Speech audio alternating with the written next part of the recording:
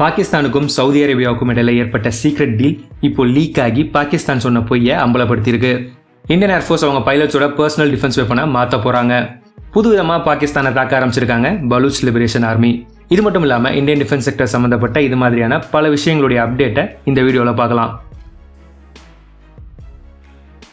India ஒரு மிக முக்கியமான ஸ்ட்ராட்டஜிக் ஸ்டெப்பை இப்போ எடுத்திருக்காங்க. அதன்படி அவங்களுடைய ஸ்பைஷிப்பான ஐஎன்எஸ் த்ரூவை அரேபியன் சீல களமிறக்கியிருக்காங்க இந்தியா. ஐஎன்எஸ் த்ரூ களமிறக்கப்பட்டது பெரிய விஷயம் கிடையாது, ஆனால் எதுக்காக களமிறக்கப்பட்டிருக்கு அப்படிங்கிறது தான் பெரிய விஷயம். ஏப்ரல் 14க்கும் 15க்கும் இடையில் ஒரு ஆன்டிஷிப் பாலிஸ்டிக் மிசைலை பாகிஸ்தான் டெஸ்ட் பண்ணினாங்க. அந்த டெஸ்ட்டை ட்ராக் அண்ட் மானிட்டர் பண்ண தான் த்ரூ களமிறக்கப்பட்டிருக்கு. பொதுவாக ஒரு மிசைலை டெஸ்ட் செய்ய போகிறாங்கன்னா அந்த டெஸ்ட்டுக்கான நோட்டாமை சில நாட்களுக்கு முன்னாடியே கொடுத்துருவாங்க. நோட்டாம் அப்படிங்கிறது நோட்டீஸ் டு ஏர்மன். அதாவது இந்த பகுதியில் இந்த நேரத்துலேருந்து இந்த நேரத்துக்குள்ளே ஏவுகணை சோதனை நடத்த போகிறோம், அதனால இந்த பகுதிக்கு வராதிங்க அப்படின்னு விமானங்களுக்கு கொடுக்கப்படுற எச்சரிக்கை தான் நோட்டாம். நான் முன்னாடி சொன்ன மாதிரி நோட்டாமை மிசைல் டெஸ்ட்டுக்கு சில நாட்களுக்கு முன்னாடியே கொடுத்துருவாங்க. ஆனால் பாகிஸ்தான் அது மாதிரி செய்யலை. ஐஎன்எஸ் த்ரூவுக்கு பயந்துக்கிட்டு இந்த சோதனைக்கு வெறும் 24 மணி நேரத்துக்கு முன்னாடி தான் இந்த டெஸ்ட்டுக்கான நோட்டாமை பாகிஸ்தான் இஷ்யூ பண்ணியிருக்காங்க. ஐஎன்எஸ் த்ரூ இந்தியாவுடைய highly specialised missile tracking and ocean surveillance ship. இந்த கப்பல் 2021 கமிஷன் ஆச்சு. ஹிந்துஸ்தான் ஷிப்யார்ட் லிமிடெட், டிஆர்டிஓ மற்றும் என்டிஆர்ஓ உதவியோட இந்த கப்பலை கட்டமைச்சிருக்காங்க. இந்தியாவோட கிளாசிஃபைட் ஸ்ட்ராட்டஜிக் ப்ரோக்ராமின் கீழ் செயல்படுற இந்த கப்பலை பற்றின பெரும்பாலான விஷயங்களை டாப் சீக்ரெட்டாக வச்சுருக்காங்க. இந்த ஷிப் இப்போ பாகிஸ்தான் மிசைல் டெஸ்ட்டை ட்ராக் பண்ண களமிறக்கப்பட்டதை பற்றி எந்த அஃபிஷியல் நியூஸும் வராததுக்கு இதுதான் காரணம். 15,000 to 17,000 டன்ஸ் டிஸ்பிளேஸ்மெண்ட்டும் அப்ராக்சிமேட்டாக 175 மீட்டர் நீளமும் உள்ள INS through United states, Russia, China, France ஆகிய நாடுகளுடைய ஸ்பைஷிப்ஸுக்கு இணையான ஒரு ஸ்பைஷிப். ஐஎன்எஸ் த்ரூவோட தனித்துவமான அடையாளம் அதோட ஜியோடெசிக் ரேடோம்ஸ். பார்க்குறதுக்கு பெரிய சைஸ் ஃபுட்பால் மாதிரி இருக்கிற இந்த ரேடோம்ஸ்குள்ளே தான் துருவுடைய radars, long range telemetry receivers, high sensitive electronic intelligence systems எல்லாம் மறைஞ்சிருக்கு. த்ரூவில் உள்ள இந்த சென்சார்ஸ் அண்ட் எக்யூப்மெண்ட்ஸ் மூலமாக சில 100 இல்லை சில 1000 கிலோமீட்டர்ஸுக்கு அந்த பக்கம் நடக்கிற மிசைல் டெஸ்ட்டை பற்றின டேட்டாஸை கூட சேகரிக்க முடியும். ஐஎன்எஸ் த்ரூ ஒரு மிசைலுடைய trajectory, speed, manoeuvre profile, guidance behaviour, staging sequence, terminal பர்ஃபார்மன்ஸ்னு ஒரு மிசைல் பற்றின எல்லா இன்ஃபர்மேஷனையும் கேதர் பண்ணி கொடுக்கும். முன்னாடிலாம் பாகிஸ்தான் ஒரு மிசைலை டெஸ்ட் பண்ணாங்கன்னா அந்த மிசைல் பற்றின டேட்டாவை சேட்டலைட் இமேஜஸ் மூலமாகவும் உளவாளிகள் மூலமாகவும் சேகரிக்க பல வருஷங்கள் ஆகும். ஆனால் துரு அந்த டெஸ்ட் நடக்கும்போதே அந்த டெஸ்ட்டுடைய எல்லா டேட்டாவையும் நமக்கு ரியல் டைமில் சேகரித்து கொடுக்குது. உங்களுக்கெல்லாம் ஞாபகம் இருக்கும், இந்தியா எப்போல்லாம் மிசைல் டெஸ்ட் பண்ணுறாங்களோ அப்போல்லாம் சைனா அவங்களுடைய ஸ்பைஷிப்பை இந்தியாவுக்கு பக்கத்தில் அனுப்பி வைப்பாங்க. இப்போ அந்த ஸ்ட்ராட்டஜியை தான் நம்ம கையில் எடுத்திருக்கோம். இந்தியாவுடைய மேரிடைம் பவருக்கும் டெக்னாலஜிக்கல் ஸ்ட்ரென்த்துக்கும் ஒரு உதாரணம் தான் ஐஎன்எஸ் த்ரூ. பாகிஸ்தானுக்கும் சவுதி அரேபியாவுக்கும் இடையில சில மாதங்களுக்கு முன்னாடி ஏற்பட்ட ஒரு டிஃபென்ஸ் அக்ரிமெண்ட்டை தான் அவருடைய மிகப்பெரிய அச்சீவ்மெண்ட்டாக நினைக்கிறாரு பாகிஸ்தானுடைய ராணுவ தளபதி field marshal Asim Munir. Saudi Arabia Pakistan mutual defence pact அப்படின்னு சொல்லப்படுற இந்த டிஃபென்ஸ் அக்ரிமெண்ட் படி பாகிஸ்தான், சவுதி அரேபியா இந்த 2 நாடுகளில் ஏதாவது ஒரு நாடு மேலே தாக்குதல் நடத்தப்பட்டாலும் அது 2 நாட்டு மேலேயும் நடத்தப்பட்ட தாக்குதலாக பார்க்கப்படும் அப்படின்னு பாகிஸ்தான் சொன்னாங்க. சவுதி கூட இந்த அக்ரிமெண்ட் ஏற்பட்டதுக்கு அப்புறம் இனிமேல் எங்கள் மேலே கை வச்சா சவுதி கூட சேர்ந்து நாங்கள் உங்களை அடிச்சிருவோம் அப்படிங்கிற ரேஞ்சுக்கு பாகிஸ்தான் மீடியாவும் அவங்களுடைய சோஷியல் மீடியா ட்ரோல்ஸும் பில்டப் கொடுத்துக்கிட்டு இருந்தாங்க. இந்த அக்ரிமெண்ட் பற்றின எல்லா விஷயங்களையும் பாகிஸ்தான் ரொம்ப சீக்ரெட்டாக வச்சுருந்தாங்க. எந்த அளவுக்குனா பாகிஸ்தான் பார்லிமெண்ட்டுக்கு கூட இந்த டிஃபென்ஸ் அக்ரிமெண்ட்டை பற்றி எதுவும் தெரியாது. இந்த நிலைமையில் ட்ராப் சைட் அப்படிங்கிற investigative journalism site Saudi Arabia Pakistan mutual defence பேக்டை இப்போ லீக் பண்ணியிருக்காங்க. இந்த அக்ரிமெண்ட் லீக் ஆனதுக்கு அப்புறம் தான் இந்த டிஃபென்ஸ் அக்ரிமெண்ட்டை பாகிஸ்தான் ஏன் சீக்ரெட்டாக வச்சுருந்தாங்க அப்படிங்கிறது தெரிய வந்திருக்கு. இப்போ லீக் ஆகியிருக்கிற இன்ஃபர்மேஷனில் Saudi Arabia Pakistan mutual defence பேக்டை பற்றின பல முக்கியமான விஷயங்கள் வெளியில் வந்திருக்கு. இந்த அக்ரிமெண்ட் படி பாகிஸ்தான், சவுதி அரேபியா இந்த 2 நாட்டில் எந்த நாட்டு மேலே தாக்குதல் நடத்தப்பட்டாலும் அது 2 நாட்டு மேலேயும் நடத்தப்பட்ட தாக்குதலாக கருதப்படும்னு பாகிஸ்தான் சொன்னது உண்மைதான். ஆனால் இதில் ஒரு சின்ன கேட்ச் இருக்குது. அது என்னென்னா, சவுதி அரேபியா தாக்கப்பட்டால் சவுதிக்காக சண்டை போட பாகிஸ்தான் அவங்களுடைய ராணுவ வீரர்களையும் ராணுவ தளவாடங்களையும் அனுப்பி வைப்பாங்க. ஆனால் பாகிஸ்தான் தாக்கப்பட்டால் சவுதி அவங்களுடைய இராணுவத்தையோ இராணுவ தளவாடங்களையோ பாகிஸ்தானுக்கு அனுப்ப மாட்டாங்க. அதுக்கு பதிலாக பாகிஸ்தானுக்கு கொஞ்சம் பண உதவி பண்ணுவாங்க, அவ்வளவுதான். இந்த டீலை சிம்பிளாக புரிஞ்சுக்கணுன்னா சவுதி பணம் கொடுத்து பாகிஸ்தானுடைய இராணுவத்தை வாடகைக்கு எடுத்திருக்காங்க, அவ்வளவுதான். இந்த டீல் மூலமாக பாகிஸ்தானுக்கு பணம் கிடைக்கும். அதே சமயம் இந்த டீலால் பாகிஸ்தானுக்கு நிறைய பிரச்சனைகளும் வரும். எக்ஸாம்பிளுக்கு பார்த்தீங்கன்னா, இப்போ நடக்கிற அமெரிக்கா ஈரான் மோதல்ல சவுதிக்கு ஆதரவாக பாகிஸ்தான் அவங்களுடைய படைகளை சவுதி அரேபியாவுக்கு அனுப்பிச்சு வச்சிருக்காங்க. ஒருவேளை அமெரிக்காவுக்கும் ஈரானுக்கும் இடையில போர் ஏற்பட்டு அந்த போரில் அமெரிக்காவுக்கு ஆதரவாக சவுதி களமிறங்கினாங்கன்னா சவுதிக்கு அனுப்பி வைக்கப்பட்டிருக்கிற பாகிஸ்தான் வீரர்கள் ஈரானுக்கு எதிராக களமிறக்கப்படுவாங்க. இது ஈரானை கோவப்படுத்தும். ஈரான் பாகிஸ்தானுடைய அண்டை நாடு, அதனால ஈரான் பாகிஸ்தானை தாக்க அதிக வாய்ப்பு இருக்கு. ஒருவேளை ஈரானுக்கு எதிராக பாகிஸ்தான் வீரர்கள் களமிறக்கப்பட்டால் அது ஈரான் கிட்ட இருந்து கம்மி விலைக்கு ஆயில் வாங்குற சைனாவை கோவப்படுத்தும். பாகிஸ்தான் மேலே சைனா கோவப்பட்டா அது பாகிஸ்தானுக்கு பல பிரச்சனைகளை கொடுக்கும். அதே மாதிரி இந்த டீல் பாகிஸ்தானில் இராணுவ வீரர்களுடைய பற்றாக்குறையை ஏற்படுத்த அதிக வாய்ப்பு இருக்குது. சில காலத்துக்கு முன்னாடி வரைக்கும் இந்திய எல்லையில் மட்டும்தான் அவங்களுடைய படைகளை குவிச்சு வச்சுருந்தாங்க பாகிஸ்தான். ஆனால் இப்போது இந்தியன் பார்டர் மட்டும் இல்லாமல் ஆப்கான் பார்டர்லையும் படைகளை குவிக்க வேண்டிய சூழ்நிலைக்கு பாகிஸ்தான் தள்ளப்பட்டிருக்காங்க. அதே மாதிரி டிடிபியை எதிர்கொள்ளவும் பிஎல்ஏவை எதிர்கொள்ளவும் சிந்த் ப்ராவின்ஸில் ஏற்பட்டிருக்கிற கிளர்ச்சியை சமாளிக்கவும் பாகிஸ்தான் அவங்களுடைய இராணுவத்தை தான் பயன்படுத்துகிறாங்க.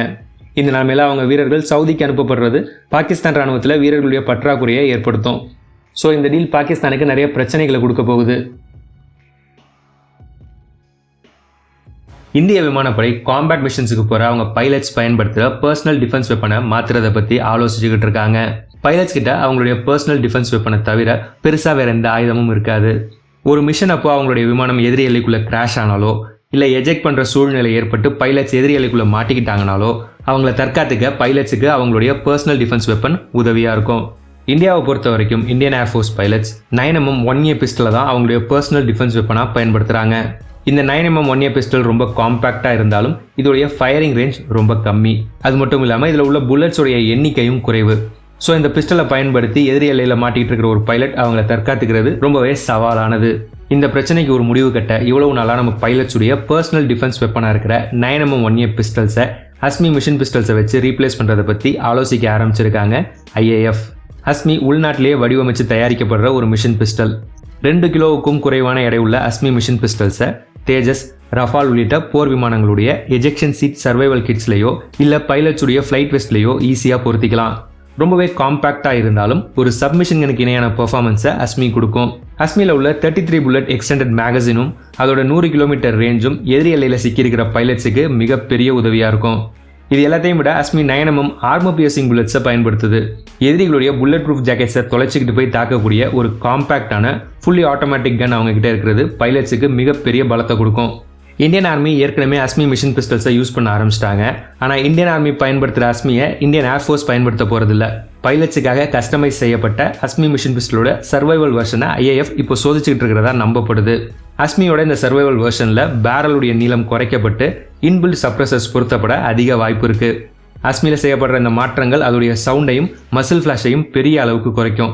இதனால அவங்க பதுங்கி இருக்கிற இடத்த வெளிக்காட்டாமல் நம்ம பைலட்ஸால் அவங்கள நோக்கி வர அச்சுறுத்தல்களை எதிர்கொள்ள முடியும். அஸ்மி மிஷன் பிஸ்டல்ஸை இந்தியன் பைலட்ஸுடைய பர்சனல் டிஃபென்ஸ் வெப்பனாக மாற்றுறது பைலட்ஸுடைய பாதுகாப்பை உறுதிப்படுத்துறதோட மட்டும் இல்லாமல் உள்நாட்டு ஆயுத தயாரிப்பையும் ஊக்கப்படுத்தும். இந்தியன் ஏர்ஃபோர்ஸுடைய முதுகெலும்புன்னு சொல்லப்படுற விமானம் தான் Su-30 MKI. இந்த விமானத்தை இந்தியன் ஏர்ஃபோர்ஸுடைய முதுகெலும்புன்னு சொல்கிறதுக்கு காரணம் இந்த விமானத்தை இந்தியன் ஏர்ஃபோர்ஸ் அதிக எண்ணிக்கையில் பயன்படுத்துகிறாங்க. இப்போ இந்தியன் ஏர்ஃபோர்ஸில் 250க்கும் அதிகமான Su-30 MKI விமானங்கள் இருக்குது. இப்போ இருக்கிற நிலைமைப்படி அடுத்த சில வருஷங்களுக்கு Su-30 MKI தான் நம்மளுடைய முக்கியமான போர் விமானமாக இருக்க போகுது. இந்த காரணத்தினால Su-30 MKI விமானங்களை மேம்படுத்தவும் அதில் காலத்துக்கு ஏற்ற மாதிரி புது புது ஆயுதங்களை சேர்க்கவும் ஆரம்பிச்சிருக்காங்க இந்தியன் ஏர்ஃபோர்ஸ். அந்த வகையில் Su-30 MKI விமானங்களுக்காக Russian made UPAB 1500 precision guided glide பாம்ஸை வாங்க போகிறாங்க. இப்போ சமீப காலமாகவே உலக நாடுகள் ஸ்டாண்ட் ஆஃப் ஆயுதங்கள் மேலே அதிக கவனம் செலுத்த ஆரம்பிச்சிருக்காங்க. இலக்குக்கு பக்கத்தில் போகாமல் சேஃபான டிஸ்டன்ஸ்லேருந்து ஏவப்பட்டு தொலை தூரத்தில் உள்ள இலக்குகளை தாக்குற ஆயுதங்களை தான் ஸ்டாண்ட் ஆஃப் வெப்பன்னு சொல்லுவாங்க. இப்போ நம்ம வாங்க போகிற UPAB 1500 பாம்ஸ் ஒரு ஸ்டாண்ட் ஆஃப் வெப்பன். கிட்டத்தட்ட 1525 கிலோ எடை உள்ள இந்த பாமை ஹை ஆல்டிடியூடில் ரிலீஸ் பண்ணதுக்கு அப்புறம் இது 50 கிலோமீட்டர் வரைக்கும் கிளைட் பண்ணி போய் அதோடைய இலக்கை தாக்கும். பூமிக்கு அடியில் புதைக்கப்பட்டிருக்கிற bunkers, reinforced command centres, airbase facilities, naval bases, முக்கியத்துவம் வாய்ந்த லாஜிஸ்டிக்கல் ஹப்ஸ்னு எல்லா விதமான இலக்குகளையும் இது தாக்கி அழிக்கும். போன வருஷம் இந்தியாவுக்கும் பாகிஸ்தானுக்கும் இடையில ஏற்பட்ட மோதலப்போ பாகிஸ்தானுடைய ஆர்மி சீஃப் அண்டர் கிரவுண்ட் பங்கரில் போய் பதுங்கிக்கிட்டாரு. இந்த UPAB 1500 வந்ததுக்கு அப்புறம் பாகிஸ்தானோட அண்டர் கிரவுண்ட் பங்கர்ஸ் கூட இந்திய தாக்குதலிருந்து தப்பிக்க முடியாது. இந்த பாம்ஸ் ஏற்கனவே ஸ்ட்ராங்காக இருக்கிற இந்தியன் ஏர்ஃபோர்ஸுடைய தாக்கும் திறனுக்கு கூடுதல் பலம் சேர்க்கும். பாகிஸ்தானில் பலூச்சிஸ்தான் அப்படிங்கிற ஒரு மாகாணம் இருக்குது. அந்த பகுதியில் வாழ்கிற அவங்களுடைய மக்களுக்கு எதிராகவே பாகிஸ்தான் மிலிட்ரி பல அட்ராசிட்டிஸை செஞ்சுக்கிட்டு இருக்காங்க. இந்த பலூச் மாகாணத்தில் வாழ்கிற மக்களுக்கு ஆதரவாக பலூச் லிபரேஷன் ஆர்மி அப்படிங்கிற அமைப்பு வாய்ப்பு கிடைக்கும் போதெல்லாம் பாகிஸ்தான் மிலிட்ரியை தாக்குவாங்க. அந்த வகையில் ரீசெண்டாக பாகிஸ்தான் பாதுகாப்பு படைகள் மேலே ஒரு தாக்குதல் நடத்தியிருக்காங்க BLA. இந்த தாக்குதலில் கவனிக்கப்பட வேண்டிய விஷயம் என்னென்னா, இதுவரைக்கும் நிலத்தில் மட்டும் பாகிஸ்தான் பாதுகாப்பு படைகளை தாக்கிக்கிட்டு இருந்த BLA இந்த தடவை நீர்நிலையில் வச்சு பாகிஸ்தான் மிலிட்ரியை தாக்கியிருக்காங்க. பாகிஸ்தான் ஈரான் பார்டரை ஒட்டி பாகிஸ்தான் கோஸ்ட் கார்டுக்கு சொந்தமான ஒரு படகு வழக்கம் போல் ரோந்து போயிருக்கு. அப்போது BLA சேர்ந்த போராளிகள் அந்த போட்டை தாக்கியிருக்காங்க. இந்த தாக்குதலில் அந்த போட்டில் இருந்த 3 நபர்களும் எலிமினேட் செய்யப்பட்டிருக்காங்க. இந்த தாக்குதலுக்கு பொறுப்பேற்றுக்கிட்டு இருக்கிற BLA இது வரைக்கும் நாங்கள் நிலத்தில் தான் தாக்குதல் நடத்திக்கிட்டு இருந்தோம். இப்போ நீர்நிலையில் நடத்தப்பட்டிருக்கிற இந்த தாக்குதல் எங்களுடைய மிலிட்ரி ஸ்ட்ராட்டஜியில் ஏற்பட்டிருக்கிற ஒரு புது டெவலப்மெண்ட் அப்படின்னு சொல்லியிருக்காங்க. இந்த தாக்குதலுக்கு அப்புறம் அந்த பகுதியில் பாதுகாப்பை அதிகப்படுத்தியிருக்காங்க பாகிஸ்தான் கோஸ்ட் கார்டு மேலே BLA தாக்குதல் நடத்தின இடம் ஜீவானி அப்படிங்கிற ஒரு கோஸ்டல் டவுன். இந்த டவுன் குவாதருக்கு பக்கத்தில் இருக்குது. குவாதர் அப்படிங்கிற இடத்துல பாகிஸ்தானுக்கு ஒரு டீப் போர்ட் இருக்குது. அந்த குவாதர் போர்ட்டோட ஆப்ரேஷனல் கண்ட்ரோலை சைனா கிட்ட கொடுத்துருக்காங்க பாகிஸ்தான். சைனாவுடைய மிக முக்கிய ப்ராஜெக்டான பெல்ட் அண்ட் ரோடு இனிஷியேட்டிவ்ல இந்த குவாதர் போர்ட்டுக்கு மிக முக்கியமான இடம் இருக்குது. இது மட்டும் இல்லாமல் இந்தியாவை சுற்றி வளைக்க சைனா பயன்படுத்துகிற ஸ்டிங் ஆஃப் பேர்ல்ஸ் ஸ்ட்ராட்டஜிலையும் இந்த போர்ட்டுக்கு மிக முக்கிய பங்கு இருக்குது. அவங்களுடைய இடத்துல உள்ள அவங்களுக்கு சொந்தமான ஒரு போர்ட்டை சைனா கண்ட்ரோல் பண்ணுறது பலூச் மக்களுக்கு பிடிக்கல. இந்த போர்ட்லேருந்து சைனாவை வெளியேற சொல்லி பலூச் மக்கள் பல போராட்டங்களை நடத்திக்கிட்டு இருக்காங்க. அதே நேரம் கொஞ்ச காலமாகவே குவாதர் போர்ட்டை சுற்றி பல தாக்குதல்கள் நடந்துகிட்டு இருக்கு. இந்த தாக்குதல்களுடைய கண்டினியூவேஷனாக தான் இப்போ நடத்தப்பட்ட நீர்வழி தாக்குதலும் பார்க்கப்படுது. இந்த வீடியோவை இவ்வளோ நேரம் ஃபுல்லாக பார்த்ததுக்கு ரொம்ப நன்றி. இந்த வீடியோ உங்களுக்கு பிடிச்சிருந்தா இந்த வீடியோவை லைக் பண்ணுங்கள். வீடியோ பற்றின உங்களுடைய கருத்துக்களை கமெண்ட்ஸில் சொல்லுங்கள். இதே மாதிரி நிறைய வீடியோஸ் பார்க்க இந்த சேனலை சப்ஸ்கிரைப் பண்ணிக்கோங்க. இந்த சேனலை சப்போர்ட் பண்ணணும்னு நினச்சிங்கன்னா ஜாயின் பட்டனை ப்ரெஸ் பண்ணி சேனலில் மெம்பராக சேர்ந்து சப்போர்ட் பண்ணுங்கள். இந்த வீடியோவை இதோட முடிச்சுக்கிறேன். அடுத்த வீடியோவில் உங்களை பார்க்குறேன். தேங்க்யூ. பாய்.